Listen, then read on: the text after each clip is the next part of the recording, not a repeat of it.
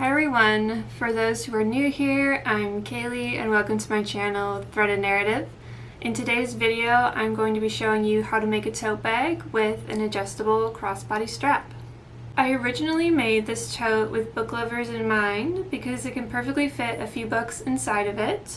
It features an adjustable crossbody strap, 2 holding handles, as well as a magnetic snap closure to keep all of your contents secure.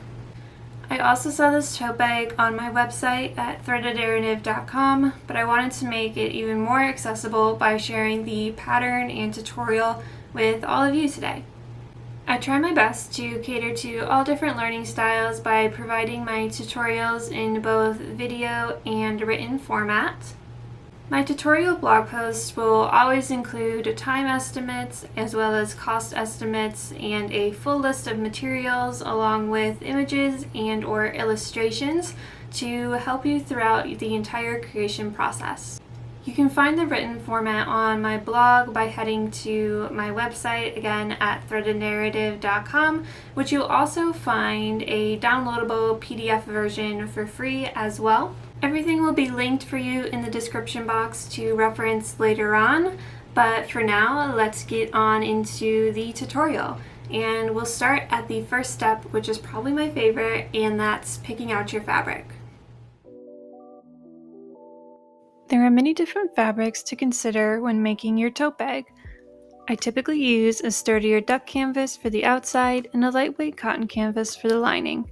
For this tote bag, I'm going to use a solid natural duck canvas for the outside and this cotton canvas called Citrus Grove from Rifle Paper Company for the lining. Once you've chosen your fabric, you will need to cut 2 pieces measuring 13 by 16 inches for the outside. Repeat for the lining pieces. Adjust your measurements accordingly if you choose to size your tote bag up or down. To add a personal touch to your tote, you can add a label to the lining like my custom branded label that you see here. Take the label of your choosing and pin it approximately 3 inches down from the top center of one of your lining pieces with the good side of the fabric facing up. Adjust the placement according to your preference.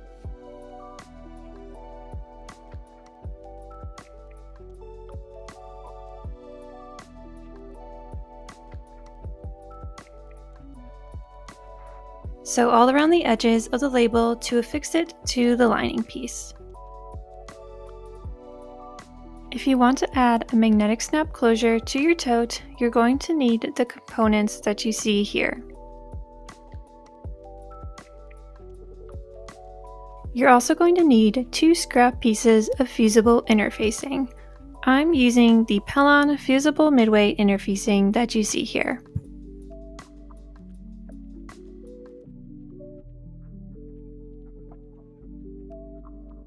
For the placement of your first snap, first press the prongs of the magnetic snap into the fabric to create an indent. This acts as a guide for where you need to iron on your interfacing and cut your slits.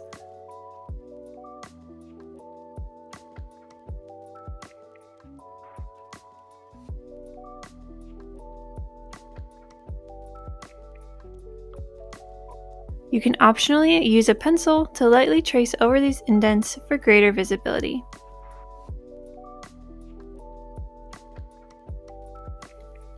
Using your indents as a guide, you'll want to iron on one of your pieces of fusible interfacing to the bad side of your lining.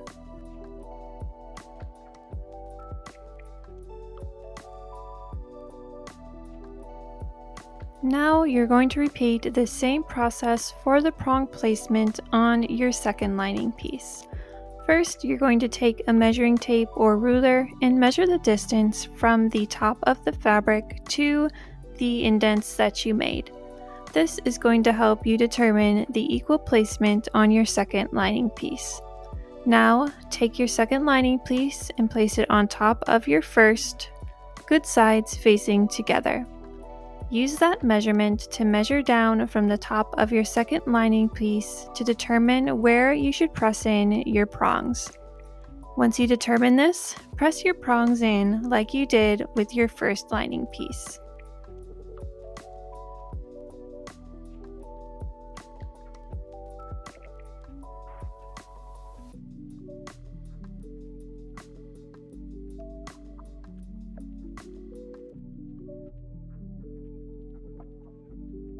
Using your indents as a guide, iron on the inner facing to this lining piece as well.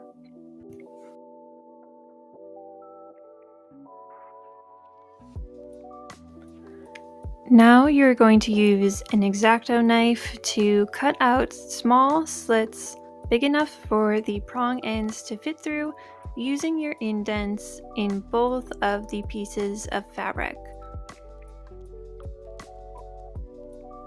Once you have your slits made, you're going to gently push the prongs for the snap pieces through those openings and clasp them on the other side of the fabric to make them secure.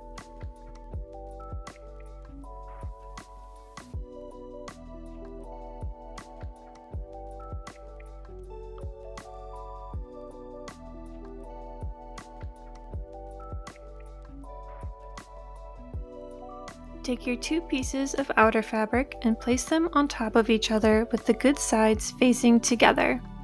Pin all along the edges, leaving the top open. Sew along the left, bottom, and right edges using a 4/8 seam allowance. Don't forget to backstitch. Repeat this process until your outer pieces are sewn together and your lining pieces are sewn together.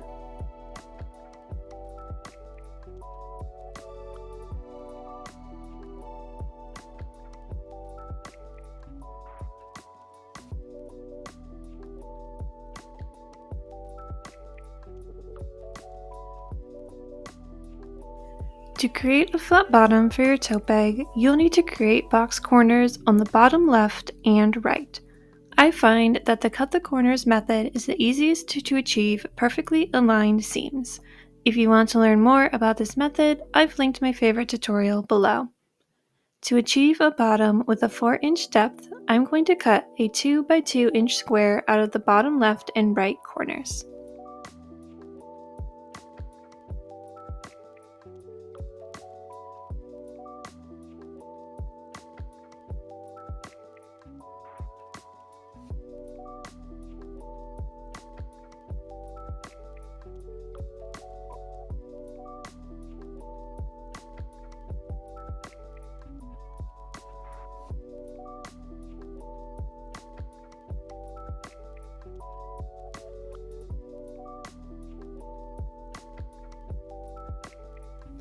Next, I'm going to open up the bag where I've cut my square and match the seams.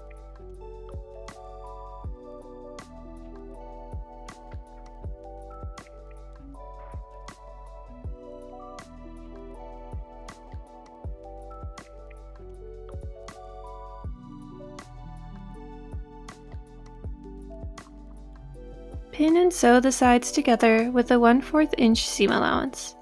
Repeat for both corners on the outer piece and lining piece.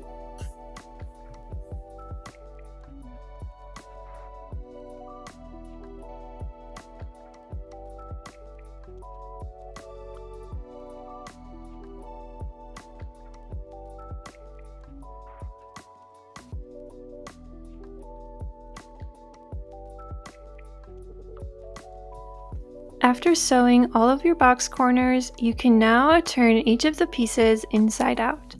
You'll notice that the seams match up really perfectly using this method.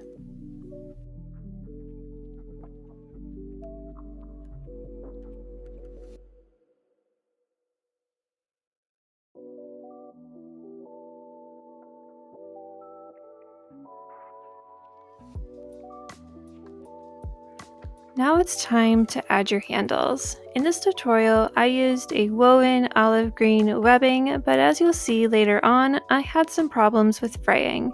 So I would actually recommend using 100% cotton webbing like you see here to make sure that this process goes smoothly. To create your handles, you'll want to cut 2 pieces of your webbing approximately 8.5 inches long each. You can adjust according to preference. Next, take your outer fabric piece with the good sides facing outwards and pin one handle to the top edge. Your handle should be facing downwards so that the edges align with the top edge of your fabric. Sew on your handle using a 1/4 seam allowance. Repeat these steps to affix the handle on the opposite side.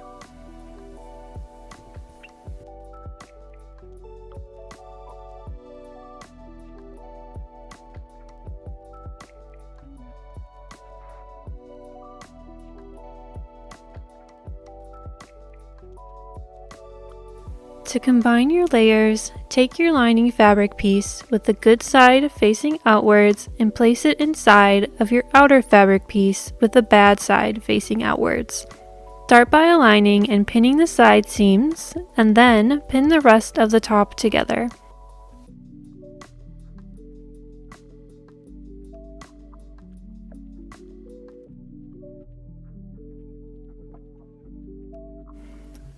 Sew along the top edge using a 4/8 inch seam allowance to combine the outer and lining layers together. Leave about a 4-inch gap open to be able to turn the tote right side out in the next step.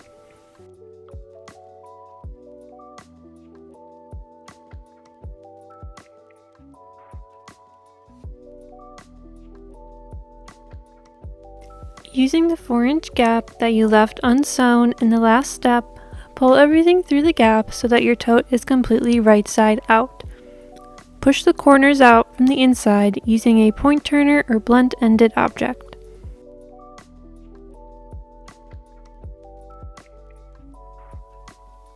Fold any extra fabric from your gap inwards and then pin the gap closed. Adjust as needed to ensure that your tote bag sits evenly at the top all the way around. Take your tote to the sewing machine and top stitch along the entire top edge to give it a finished look.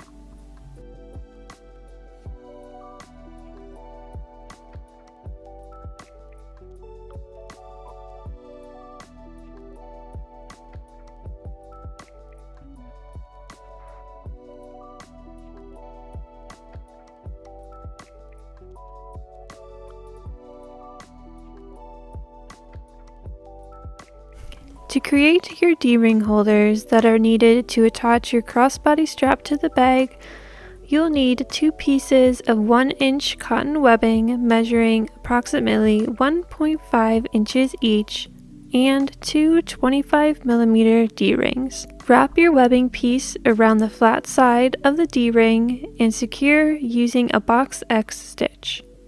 Repeat for the other piece.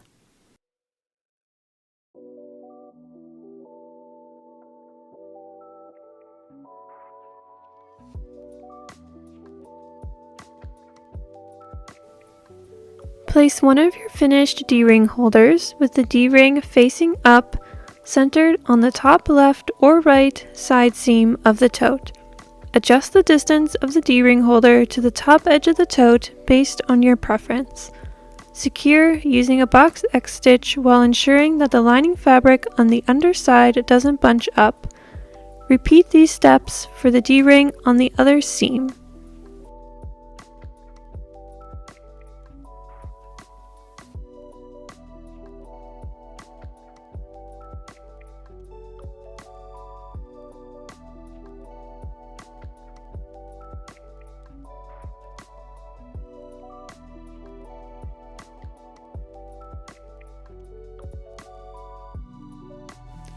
Now you get to create your custom crossbody strap. To do this, you'll need to measure and cut a piece of 1-inch cotton webbing measuring approximately 1.5 yards. Adjust the length of your webbing based on preference and body type.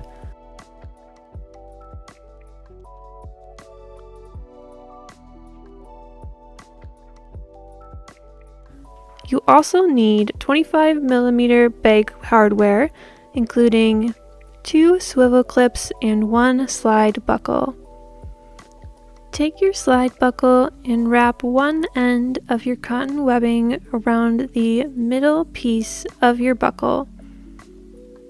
Secure this in place using a box X stitch.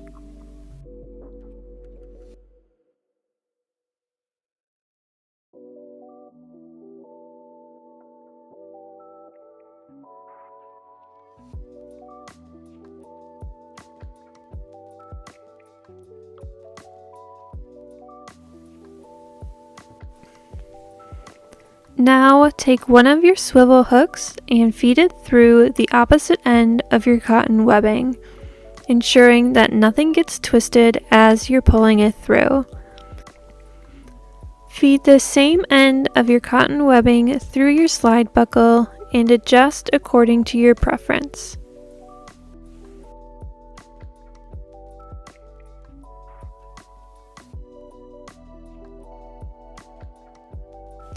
Take your last swivel hook and feed the remaining raw edge of your cotton webbing around it, secure using a box X stitch. Make sure that the remaining portion of your strap is not twisted as you're doing this final step. Jess Okla Roots has a great tutorial on crossbody strap construction, which I've linked in the description if you want a more in-depth tutorial on this step. Once you have your crossbody strap all complete, all you need to do is hook the swivel clips onto your tote bag D-ring holders.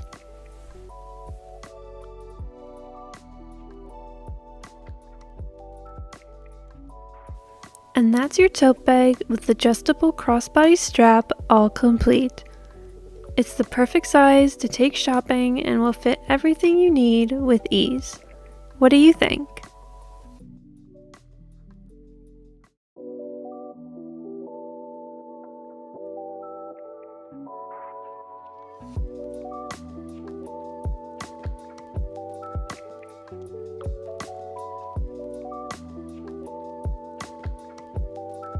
Thank you so much for watching my tote bag tutorial. I hope you enjoy the process of creating this tote bag just as much as I did.